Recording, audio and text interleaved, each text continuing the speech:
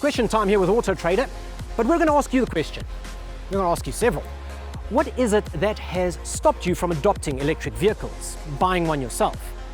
Has it been the lack of infrastructure? Has it been Eskom? Has it been their sheer size? Or has it just boiled down to, well, they're just too darn expensive? If it's one or all of the above, Mini believes that they may have the answer for you in the all-new, full-electric Mini SE.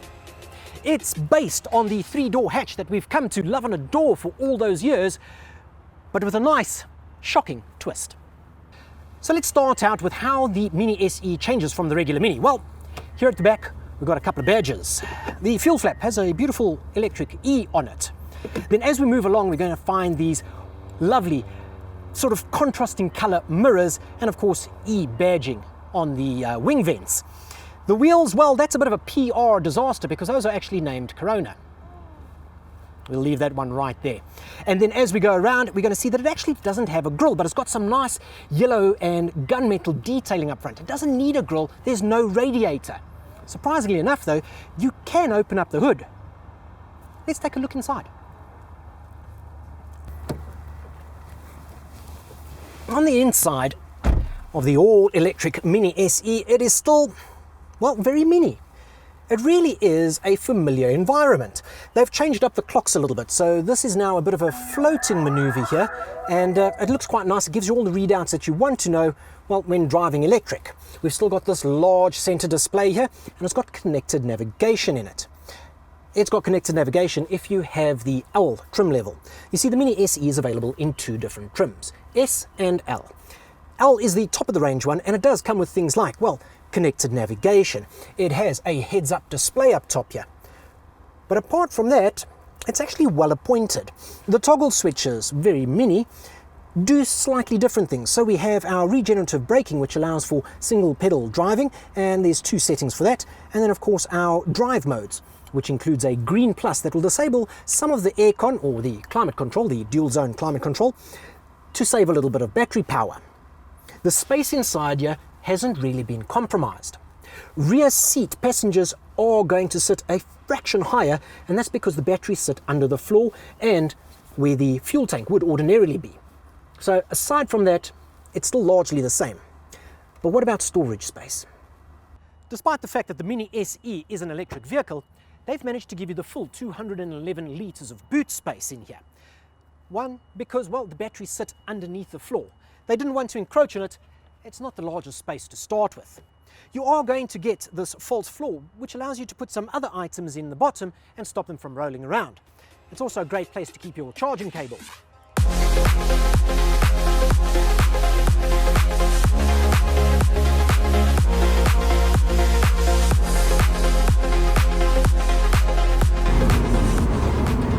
The Mini SE does have a relatively small battery. It's got a 32.6 kilowatt hour battery in it, and that gives it an effective range of 217 kilometers in South Africa on a full charge. Elsewhere you're going to get between 235 and 270 kilometers on a full charge, but because of our hot weather and dry climate, it is a little bit less. It is a little bit lower. But that doesn't mean that the Mini SE doesn't perform. No, in fact it's going to do the 0 to 100 kilometer an hour sprint in only 7.3 seconds. But it is going to top out at 150 kilometers an hour. But it's still super engaging to drive because you've got all of that torque in one popping lump straight off the bat. It actually makes 135 kilowatts and 270 newton meters of torque. So it's rather sprightly and rather nippy. Putting your foot down is, well, rather interesting. It's rather entertaining. It's good fun. It's super quiet in here, and now quiet is also a bit of an issue for pedestrians. So what they've done with the Mini SE is they've given it acoustic pedestrian protection. And this means that from the outside, the Mini SE actually sounds rather futuristic. It plays a sound so that you can hear the Mini SE approaching. They say that the Mini SE is only about 145 kilograms heavier than, well, the regular Mini, let's say a JCW or the sorts, a two-wheel drive version.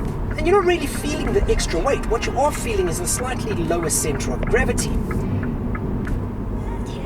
This slightly lower centre of gravity comes from the batteries that are placed in the floor, so it actually handles rather nice. You can feel the extra weight on the steering a little bit, and of course that's a lot of the torque going through the front wheel, so you're feeling that constant tug and pull at the wheel, but it's ironed out surprisingly well.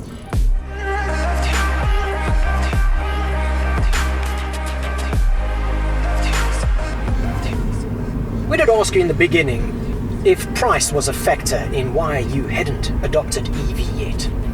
Well, I'm pleased to report that the Mini SE in S-trim is the cheapest electric vehicle that you can buy in South Africa today.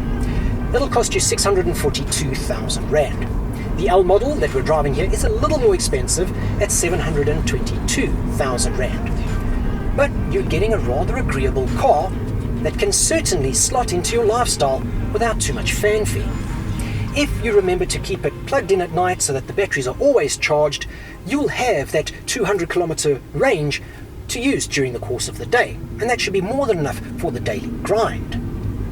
Electric vehicles are not cheap, and no, they're not giving you the best range, but if you're really worried about that December holiday, that's when you'll go out and buy the diesel. For day-to-day driving, I think you could do a lot worse than a Mini SE. It's a cracking little car, and when you're done driving and you get home, you can plug it into your wall outlet. That 220 volt outlet is going to charge the battery from 0 to 100% in 12 hours. It sounds like a long time, but you're never going to arrive home with 0% battery. What you can do as well is you can install a wall box at your home. That's going to charge it a lot quicker. 2.5 hours is going to give you an 80% charge from 0. Alternatively, you have some DC fast chargers dotted around the country. That's going to give you an 80% charge from 0 once again in only 35 minutes. A little over 40 minutes and you've got a full charge. It's simple enough to do, and all you need to do is carry a grid card around. The Mini SE, I think this is the start of something big.